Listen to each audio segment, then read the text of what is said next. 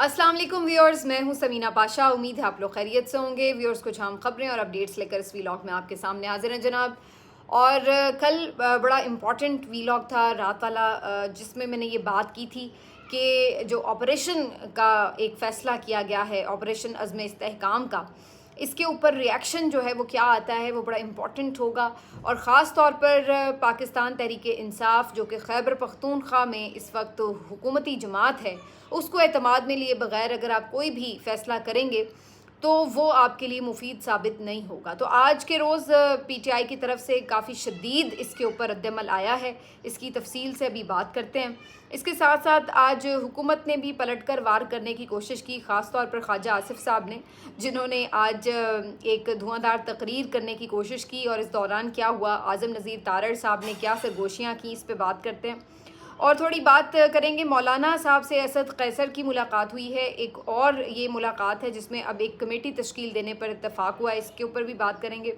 और आखिर में कुछ बात करेंगे पंजाब हुकूमत की कारकर्दगी के हवाले से, जिसका ढोल तो खूब पीटा जा रहा है लेकिन हकीकत क्या है उसके ऊपर थोड़ी रोशनी डालेंगे। आपसे रिक्वेस्ट है कि चैनल को सब्सक्राइब कर लें अगर अभी तक सब्सक्राइब नहीं किया।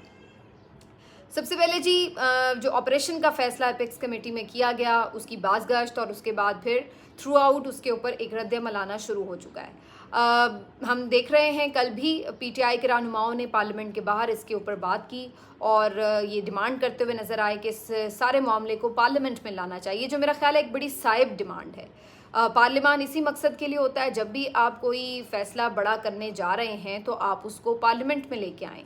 वहाँ पर जितनी भी हुकूमती और अपोजिशन की नुमाइंदा जमातें हैं वो उसके ऊपर बहस करें, उसकी हर चीज़ सामने आए, उसके क्या मकासद हैं, क्या उसका तरीक़ाकार है, और उसके बाद जो भी फ़ैसला हो वो एक इत्तेफ़ाक़े राय से होना चाहिए। तो ये बहुत ही एक बिल्कुल मैं समझती हूँ संजीदा मुतालबा है पाकिस्तान तहरीक इंसाफ की तरफ से कि अगर आपको कोई ऑपरेशन की ज़रूरत महसूस हो रही है तो उसको पार्लियामेंट में लेके आएँ। एपेक्स कमेटी पार्लियामेंट से बालातर तो नहीं है और उसकी अहमियत पार्लियामान से ज़्यादा तो नहीं हो सकती। तो आप कैसे एक एपेक्स कमेटी के इजलास में बैठकर सिर्फ इतना बड़ा फ़ैसला कर सकते हैं जो कि पूरे एक सूबे की ख़ास तौर पर तकदीर से जुड़ा हुआ है। और वो भी हम देख चुके हैं कि हमने पै दर पे उस सूबे में इस किस्म के ऑपरेशंस देखे हैं और उसका रद्द-ए-अमल भी देखा है। हज़ारों जानें गई हैं उस सूबे में, और दहशतगर्दों के ख़िलाफ़ आप कार्रवाई करते हैं, उनका रिएक्शन आम लोगों के ऊपर भी निकलता है, सिक्योरिटी के जवानों के ऊपर भी निकलता है, पुलिस वालों के ऊपर भी निकलता है। और फिर एक मुसलसल जो लोगों को जिस तरह मैंने पिछले वीलॉग में भी जिक्र किया कि बेघर होना पड़ता है, उनके कारोबार तबाह हो जाते हैं, उनकी रूटीन लाइफ ख़राब हो जाती है, उनके स्कूल कॉलेज बंद हो जाते हैं, तो टोटली उनकी जो ज़िंदगी है वो तबाह बर्बाद होकर रह जाती है। और आप इतना बड़ा फ़ैसला करने जा रहे हैं और वहाँ के लोगों को अगर आप इस पर कन्विंस नहीं कर सकते या वहाँ के जो लोग हैं वो आपका साथ नहीं इस पर देंगे, तो आप कैसे ये कंडक्ट कर सकते हैं ऑपरेशन? ये मुमकिन ही नहीं है। देखिए, या तो ये हो ना कि वहाँ का जो मकामी बंदा है वो आपसे ये कहता है कि भाई हम दहशतगर्दों के हाथों इतने तंग आ चुके हैं कि आप आएँ आके यहाँ पे ऑपरेशन करें, तो वो एक अलग मामला होता है।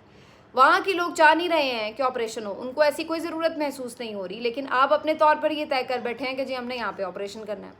तो उस वजह से एक रिएक्शन आना था और आया। कल मुराद सईद की तरफ से एक ट्वीट बड़ा सख्त आया और उन्होंने सारा हवाला दिया कि किस तरह से वो पहले से ही इस बात को मेंशन कर रहे थे कि ख़ास तौर पर निगरान हुकूमत के दौर में मुख्तलिफ़ लोग यहाँ पर ऐसे आए हैं कि उनको ये महसूस हो रहा था, मुराद सईद कहते हैं कि उन्हें ये महसूस हो रहा था कि यहाँ पर दोबारा से दहशतगर्दों को लाकर बसाया जा रहा है। और अब हमें वो नज़र आ रहा है कि उनके मुख्तलिफ़ हमें पिछले दिनों हमले भी नज़र आए हैं और अब उन्हीं को ख़त्म करने की बेस के ऊपर आप नए ऑपरेशन की भी एक दाग बेल डाल रहे हैं। तो मुराद सईद साहब ने अपने ख़दशात को बड़े वाज़े तौर पर इस ट्वीट में बता दिया है।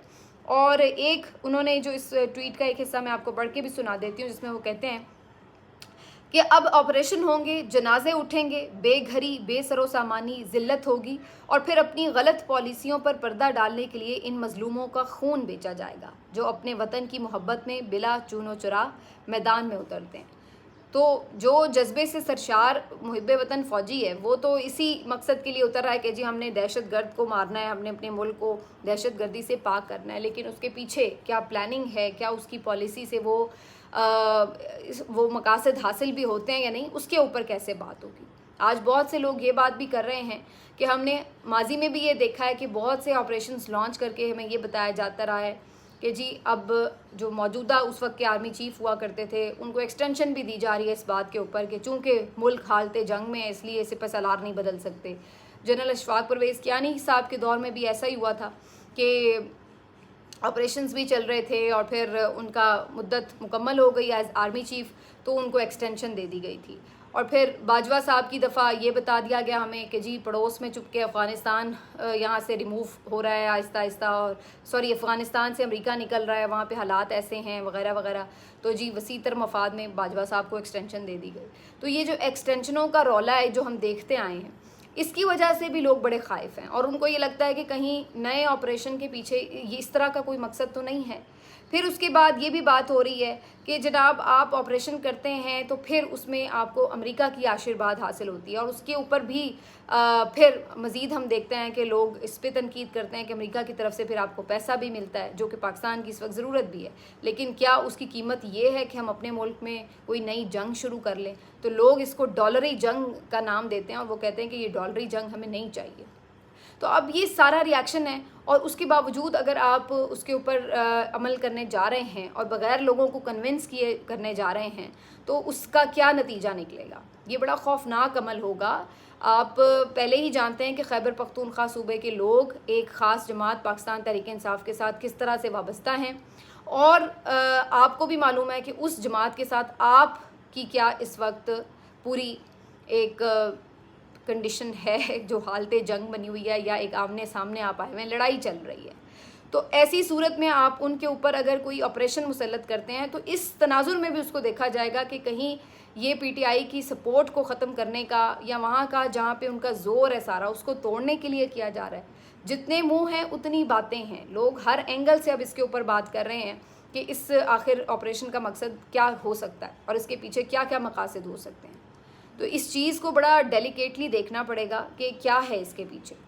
फिर बार बार लोग 71 की बात करते हैं कि वहाँ पे भी आपने बांग्लादेश में फ़ौज भेजी और फिर उसके बाद हालात हमारे काबू में नहीं रहे। तो अगर वहाँ पर खैबर पख्तूनख्वा में ऑलरेडी एक इस वक्त सेंटिमेंट है और उसके बाद आप वहाँ पर भी यही गलती दोहराने लगे हैं तो फिर वहाँ पर क्या सूरत हाल होगी? तो ये तमाम चीज़ों को कैलकुलेट करके ही कोई मेरा ख्याल है फ़ैसला करना चाहिए। ये बहुत सेंसिटिव बात है। आज इसी हवाले से असद कैसर साहब ने मौलाना फजल रहमान साहब से भी मुलाकात की है। वैसे तो उनकी पहले भी उनसे मुलाकातें हो रही हैं और पीटीआई की कोशिश है, कम से कम एक ग्रुप की तो कोशिश है कि मौलाना को शामिल करें। असद कैसर साहब पहले भी इस बारे में उनसे काफ़ी मुलाकातें कर चुके हैं, लेकिन आज जो उनकी मुलाकात है वो इस लिहाज से भी बड़ी इंपॉर्टेंट है कि उन्होंने अब ये मामला भी सारा उनके साथ डिस्कस किया है कि इसके ऊपर भी एक मुत्तफ़िका आवाज़ होनी चाहिए, क्योंकि ज़ाहिर आपको पता है मौलाना फजल रहमान साहब के भी जो ज़्यादातर स्टेक हैं वो तो खैबर पख्तूनख्वा में ही हैं। तो आप पीटीआई है या JUIF है या फिर ANP है, यही 2-3 बड़ी जमातें हैं जो कि खैबर पख्तूनख्वा में आपको जिनकी प्रेजेंस नज़र आती है। ऑफ कोर्स सबसे बड़ी PTI है, लेकिन बाकी जमातों की भी उसमें प्रेजेंस मौजूद है। तो अब इन तमाम जमातों को PTI का जो बज़ाहिर नज़र आ रहा है पूरा एक प्लान वो ये कि इन तमाम जमातों को ऑन बोर्ड कम से कम इस एक नुक्ते पे लिया जाए। और वो इस सिलसिले में भी आज मौलाना से बात कर रहे हैं कि अगर हम मिलकर इसके ऊपर एक आवाज़ बनेंगे तो ही इस चीज़ को एड्रेस किया जा सकता है, अदरवाइज़ ये जो सारा मामला है इसको बहुत ज़्यादा सेंसिटिविटी से देखने की ज़रूरत है। आज ये ज़रूर तय पाया है कि एक कमेटी बना दी जाए जो कि मुख्तलिफ मामलात के हवाले से तय करे, लेकिन मौलाना साहब वही बात है कि फिर बहुत सारी जगहों पर भाई अगर आप क्लियर हैं इस बात के ऊपर कि ये जो इलेक्शन था वो ठीक नहीं था और इस इलेक्शन में जो हुकूमत बनी है वो जाली हुकूमत है, जो कुछ भी है, तो फिर PTI वही बात कर रही है। तो अगर आपने शामिल होना है तो हो जाए, नहीं होना तो ना हो, लेकिन वो भी एक अजीब बीच में मामला लटका के बैठे हुए हैं। अब इसके ऊपर भी फिर वही बात है कि मुख्तलिफ एंगल से सोचना पड़ता है कि कहीं ऐसा तो नहीं कि मौलाना फजल रहमान साहब को भी किसी का ये इशारा ही है कि हाँ जनाब आप एंटी इस्टेब्लिशमेंट रवैया भी रखें, चाहे उधर से ही इशारा मिला हो कि आप हमारे ख़िलाफ़ बोलते रहें। उसकी वजह ये हो कि बेसिकली इस वक्त जो PTI का पूरा एक वोटर सपोर्टर वोट बैंक है वो इस चीज़ के साथ अगर जुड़ा हुआ है तो उसको तोड़ा जाए कि एक दूसरा कदावर जो शख्सियत है वो भी वही बात कर रही हूँ एंटी इस्टेब्लिशमेंट, ताकि वहाँ पे PTI की हुकूमत है बहुत सारे लोग उससे शायद मुतमिन ना भी हों, बहुत सारी पॉलिसीज़ के हवाले से, या उनकी अपनी पार्टी के लोग भी, कि अभी तक भी वो तमाम मकासद पूरे नहीं हो सके जो कि हुकूमत में होने के बावजूद नहीं हो सके, तो वो उनके गिले शिकवे भी हैं। तो ऐसे में कोई भी ऐसा वोटर सपोर्टर जो कि हुकूमत की किसी परफॉर्मेंस की वजह से थोड़ा बहुत नाला हो, उसको वहाँ पे कैप्चर किया जा सके। तो मौलाना भी एक ऑल्टरनेट के तौर पर वहाँ पर इस्तेमाल हो रहे हों, कहीं ऐसा तो नहीं है। इसी वजह से मौलाना इनके साथ आके उस तरह से नहीं बैठ रहे हैं। तो ये भी देखना होगा कि वहाँ पर एंटी इस्टेब्लिशमेंट इतना सख्त स्टांस मौलाना अगर लिए हुए हैं तो वो अपनी मर्ज़ी से लिए हुए हैं या वो बाकायदा किसी को सर्व कर रहे हैं। इस लिहाज से भी इसको देखना पड़ेगा, क्योंकि अल्टीमेटली मौलाना को फिर एक साइड पे तो होना पड़ेगा। अगर वो समझते हैं कि इलेक्शन गलत है तो फिर आप एक तहरीक बनाएं और सारे मिल जाएं। फिर इसमें अभी तक की रुकावट क्या है। दूसरी तरफ जनाब हम ये देख रहे हैं कि कौमी असम्बली में भी काफ़ी सख्त किस्म की तकारीर भी हुई हैं और पीटीआई ने यहाँ पर भी ऑपरेशन को, मुमकिन ऑपरेशन को टोटली रद्द किया। आज वॉकआउट भी किया उन्होंने इस मामले के ऊपर। और आज के रोज़ ख्वाजा आसिफ साहब भी बोलने की कोशिश की उन्होंने, तो बहुत नारेबाजी हुई अपोजिशन की तरफ से और उन्होंने ऑपरेशन नामंजूर नामंजूर के नारे भी लगाए। और उसके बाद आज़म नज़ीर तारड़ साहब की एक वीडियो बड़ी वायरल हुई है आज ख्वाजा आसिफ साहब के साथ कौमी असम्बली की, जहाँ पर ख्वाजा आसिफ साहब बोलने की कोशिश कर रहे थे, लेकिन इस दौरान अपोजिशन की तरफ से शदीद नारेबाजी शुरू हो गई। जिसके बाद आज़म नज़ीर तारड़ साहब ख्वाजा आसिफ के करीब आकर उन्हें कहते हैं कि हेडफोन ला लो तो तुम दो, यानी कि आप इनको भरपूर जवाब दें और मतलब अपना जो आवाज़ें अगर ये ज़्यादा शोर कर रहे हैं तो आप हेडफोन लगा लें ताकि आप डिस्टर्ब ना हो। और उनको पूरी हल्लाशेरी दे रहे हैं कि इनको उड़ा के रख दें अपोजिशन को। ये तो चलिए एक नॉर्मल रूटीन है कि ज़ाहिर है अपोजिशन डोमिनेट करने की कोशिश करती है, फिर हुकूमत करने की कोशिश करती है, तो तकरीरों में ये तो हम देखते हैं। लेकिन ये वो रवैया है कि तुम दो वाला, जो आपको इनकी मेंटालिटी बताता है कि आप जवाब नहीं दे रहे बेसिकली, कि आप हुकूमत हैं, आपको बहुत सारी बातों के बारे में जवाब देना चाहिए। और ख़ास तौर पर जब आप वज़ीर दिफ़ा हैं तो आपको लाजमी इस ऑपरेशन से मुतालिक बात करनी है। लेकिन आप अंदाज़ा लगाएं कि ये यहाँ पर हुकूमत को ये नहीं कह रहे कि जनाब आप इनको सेटिस्फाई करें, बल्कि उनको ये मशवरे मिल रहे हैं कि तुम दो जनाब अपोजिशन नू फटे चुक दो न दे। तो ये इनकी मेंटालिटी है कि अपोजिशन को बस इन्होंने कुचलना है और दीवार से लगाना है। ये हमें बाहर भी ऐवान से यही नज़र आ रहा है करते हुए कि ये किस तरह से अपोजिशन को कुचलने में मसरूफ़ हैं कि इन पे मुकदमात करो, इनके घर तोड़ो, इनके कारोबार बंद करो, इनकी ख़वातीन को जलील करो, इनके बीवी बच्चों पे जुल्म करो। और ये सब हम पिछले 2 सालों से देखते फिर रहे हैं। और ऐवान के अंदर भी इनकी यही रविश है कि इनको तुम दो जनाब। तो ये बेसिकली एक वर्ड नहीं है, ये मेंटालिटी है जो इनकी पॉलिसी है, ये उसको शो कर रहा है कि बेसिकली ये क्या रवैया रखते हैं। और वैसे कि इतना कोई अनहोनी बात नहीं है, हमारे मुल्क में ये चलता है। जो भी अपोजिशन में होता है उसको कोशिश होती है हुकूमत वक्त की कि उसको बिल्कुल दीवार से लगा दिया जाए। लेकिन कहीं पर तो चलिए उनकी कोई वो होती होगी गलती, तो चलो भाई कोई केस है, कुछ है, कोई जेन्युइन बात है। यहाँ तो हम देख रहे हैं कि बिल्कुल भी अपोजिशन को सांस लेने का ही मौका नहीं दिया जा रहा है। तो वो अब जो कुछ भी पहले आप कार्रवाई करते थे वो कहीं ना कहीं कानून और आइन के दायरे में ही रह के करते थे। अब तो आपने उसका एक लिहाज या उसका जो एक तकल्लुफ़ होता था उसको भी उड़ा के रख दिया है। तो ये है जी सारी सूरत हाल। अब इस तरह के अल्फाज के ऊपर किसी को कोई प्रॉब्लम भी नहीं होती। हालांकि अगर पीटीआई की तरफ से कुछ अल्फाज इधर उधर हो जाएं तो उस पर फिर सब तकलीफ़ भी महसूस करते हैं और तनकीद भी करते हैं। आखिर में जनाब थोड़ी बात करते हैं इस हवाले से भी कि आज फाइनली शेर अफजल मरवत साहब का भी कल रात एक ट्वीट आया जो शहरयार आफरीदी साहब ने गुफ्तगू की, उसके हवाले से वो थोड़ा बोले हैं और उन्होंने उसके ऊपर भी बात की है कि जनाब जो एक बाजवाई ग्रुप है बेसिकली पार्टी के अंदर, जो कि इस वक्त तक बहुत सारे मामलात में जो एग्रेसिव स्टांस लेने वाले लोग हैं उनको कहीं पीछे रखता है और उस तरह से कुछ कॉम्प्रोमाइज़ की आदत जो है वो आगे आगे रहती है। तो वो भी इस पूरे मैदान में अब कूद पड़े हैं और उनकी तरफ से भी कुछ की जा रही है मुख्तलिफ बयानबाजी। उन्होंने ये भी कहा है कि अगर शहरयार आफरीदी इस्तीफ़ा देते हैं, शानदाना देती हैं, तो फिर वो भी इस्तीफ़ा दे देंगे। तो ये इस्तीफ़ों का जो एक मामला है, जो धमकी है, वो ज़रा थोड़ी ज़्यादा होती हुई। लेकिन बहरहाल आज शहरयार आफरीदी मौजूद थे ईवान में, जिससे नज़र ही आ रहा है कि शहरयार आफरीदी को राज़ी कर लिया जाएगा, जिस मैंने आपको पहले भी अपने वीलॉग में बता दिया था। आखिर में थोड़ी सी बाजी पंजाब हुकूमत की करते हैं, जिसका ढोल तो बहुत ज़्यादा पीटा जा रहा है, जिसके बारे में आप कह सकते हैं कि दुकान तो करोड़ों की है नहीं, दुकान तो पकौड़ों की है, लेकिन ढोल जो है वो इस वक्त करोड़ों का पीटा जा रहा है। तो कुछ इस तरह की सूरत हाल है कि यहाँ पर काम थोड़ा सा भी नहीं किया जाता और उसका शोर इतना ज़्यादा मचाया जा रहा है, और इस तरह से एक प्लानिंग के तहत बाकायदा इमेज बिल्डिंग की कोशिश की जा रही है। ये मामला कुछ यूँ चल रहा है, आप कोई भी इनके मंसूबे के नाम ले लें और उसके बाद उसकी परफॉर्मेंस या उसका जो पूरा एक प्रोजेक्ट है उसका पूरा जायज़ा ले लें, आपको पता चल जाएगा कि ये लोग कर क्या रहे हैं। मतलब है कि आपने 2 सड़कें धो दी, उसकी तस्वीरें डाल दी और उसके ऊपर 2 करोड़ की आपने एक मुहिम चला दी कि जी पंजाब सारा साफ़ हो गया। हालांकि मैं आपको कई सड़कें ऐसी दिखा सकती हूँ जो लाहौर शहर के अंदर हैं इस वक्त, पंजाब तो दूर की बात है, पूरा मतलब लाहौर शहर में भी बहुत सी ऐसी गंदगी है, सड़कें हैं, ऐसे बुरे हालात हैं कि जहाँ पर आप जाएं आपको पता चल जाता है कि कितनी की सफाई हो रही है। इसी तरीके से आप इनकी कोई भी परफॉर्मेंस का ले लें, 2 सड़कें साफ़ कर दी, उसका ढोल पीट दिया, वर्चुअल वो स्टेशन बना दिया, उस पर काम हो रहा है नहीं हो रहा, किसी को कोई उसका फॉलोअप नहीं है। किसी में आपने कोई एक जाके दवाई घर में दे दी, उसके बाद क्या उसका फॉलोअप है, कितने लोगों को मिल रही है दवाई, नहीं मिल रही, कोई उसका अता पता नहीं है। जबकि अगर आप सिर्फ एक सेहत कार्ड बहाल कर देते, जो कि हमने खैबर पख्तूनख्वा में देखा है कि बहाल हुआ है, तो वो 2-3 महीनों के अंदर 1.5-2 लाख उससे मुस्तफ़ीद हो चुके हैं।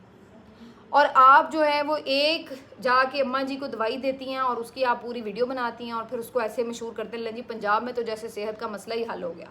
हालांकि सूरत हाल अभी तक आप अस्पतालों में जाएं पंजाब के, वैसी ही आपको सूरत हाल नज़र आती है, कोई उसमें इम्प्रूवमेंट नज़र नहीं आती। वही आपको नज़र आता है कि किस तरह से बेड्स की कमी है, किस तरह से लोग ख्वार होते हैं। अब तो अद्वियात भी महंगी होने जा रही हैं बजट के बाद, उसमें मज़ीद टैक्सेस ऐड होने जा रहे हैं। फिर आप उसके बाद यानी जो साहिवाल में ये करके आई हैं वहाँ पे अलहदा एक पूरा मसला बन गया है कि पूरे अस्पताल के जो डॉक्टर्स हैं वही नाराज़ हुए पड़े हैं। और उसके बाद फिर आप किसानों के साथ जो इन्होंने किया वो आप अंदाज़ा लगा लें। आज मैं एक जैगम खान साहब का क्लिप देख रही थी जिसमें वो बता रहे थे कि पंजाब के किसान कितने परेशान हैं कि वो अपने बच्चियों की बालियाँ बेच रहे हैं, अपनी मोटरसाइकिलें बेच रहे हैं, किसी तरह वो कॉस्ट पूरी कर रहे हैं जो उन्होंने गंदम उगाने में इस्तेमाल की, लेकिन चूँकि उनकी गंदम ख़रीदी नहीं गई उस तरीके से तो वो बेचारे अब अपनी कॉस्ट नहीं पूरी कर पा रहे। तो आप अंदाज़ा लगाएं कि जो अपनी कॉस्ट पूरी नहीं कर पा रहे वो अगले साल गंदम कैसे काश्त करेंगे, और जब अगले साल गंदम काश्त नहीं होगी या कम काश्त होगी तो फिर आपकी ज़रूरत कैसे पूरी होगी, फिर आप बाहर से मंगवाएंगे, फिर आप महंगी गंदम खाएंगे। तो वो जो आपने ये जो रोटी में 2-4 रुपये कमी बेशी की, वो आपकी अगले साल 10-15 रुपये इजाफे के साथ और ज़्यादा गले पड़ी होगी, और जो तकलीफ़ होगी उससे वो लहदा होगी। ये इन लोगों की प्लानिंग्स हैं। ये तो बिल्कुल इसी तरह ही मामला, उसके ऊपर फिर खुश होते हैं, ढोल पीटते हैं कि देखिए जी हमने रोटी सस्ती कर दी। यानी ये तो कोई मसले का हल ना हुआ कि आपने किसान का गला दबा दिया लेकिन बाकी को रोटी आपने पूरी खिला दी। ये तो बिल्कुल ऐसा ही है कि आप कल को टीचर्स की तनख्वाहें बंद कर दें और कह लें जी हमने तालीम सस्ती कर दी, डॉक्टर्स का मुआवजा ख़त्म कर दें और कह दें कि जनाब हमने इलाज सस्ता कर दिया। तो ये थोड़ी होता है हल कि जी आपने एक तबके को मार दिया और दूसरे को आपने कह दिया कि वाह वाह भाई तुम शाबाश। तो ऐसे तो नहीं हुकूमतें चलती। तो ये नॉन सीरियसनेस की इंतहा है। सारी गेम सोशल मीडिया के हाथ पर इन्होंने चलाने की कोशिश की हुई है जो कि अभी तक बुरी तरह नाकाम है कि आप करोड़ों रुपए इश्तिहारबाजियों पर लगा दें, एक कोई प्रोजेक्ट अनाउंस करें, उससे 10-15 हज़ार लोग हैं उनको आप सिर्फ मुस्तफ़ीद कर रहे हैं और उसके ऊपर आप जो यानी पूरे 10-15 लाख की एडवर्टीज़मेंट बना देते हैं। इस तरह की 10-15 लाख तो खैर बहुत कम है, इतने में तो कोई एडवर्टीज़मेंट नहीं बनती, करोड़ों में ही जाके बात ख़त्म होती है। तो इस तरीके से पंजाब के लोगों को बेवकूफ़ बनाने की भी कोशिश है और फिर यहाँ का जो पैसा है वो इस तरह से सरकारी जो इश्तिहारबाजी है उसमें ज़ाया किया जा रहा है। अगर आपको मरीम नवाज़ की इमेज बिल्डिंग का इतना ही शौक़ है तो भाई अपने ज़ाती पैसे से बनाएं, उनके ऊपर जितने मर्जी इश्तिहार बनाने हैं। फिर आप सरकारी ख़जाने से क्यों इश्तिहार बना रहे हैं? सरकारी ख़जाने के इश्तिहार सिर्फ़ और सिर्फ आप बना सकते हैं किस लिए कि जहाँ पे कोई पब्लिक अवेयरनेस की बात हो, कि आपने पब्लिक को कोई अवेयरनेस देनी है, अपनी मशहूरी के लिए नहीं आप इस सरकारी ख़जाने को इस्तेमाल करते कि जी हमने ये कर दिया तो जी इस पर सरकारी ख़जाना 10,000 बाइक्स दे दी तो चलो जी आपने 1 करोड़ का पूरा बना के वो इश्तिहार और वो बांट दो सबको। तो इस तरीके से यहाँ पर ये हरकतें जो हैं इंतहाई नॉन सीरियस किस्म की वो की जा रही हैं। मिलते हैं आपसे अगले वीडियो में, अपना ख्याल रखिए, अल्लाह हाफ़िज़।